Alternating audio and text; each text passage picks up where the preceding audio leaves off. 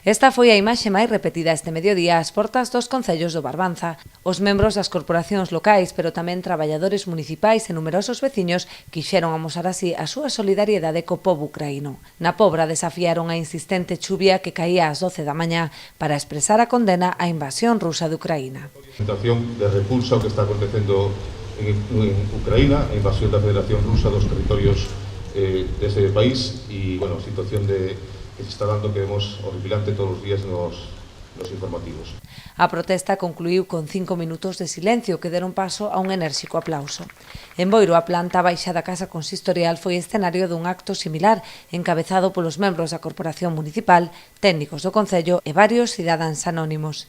En Ribeira, os soportais da Praza do Concello acubillaron os numerosos asistentes ao acto, que finalizou coa lectura da declaración do manifesto de condena de agresión a Ucraína elaborado pola FEMP.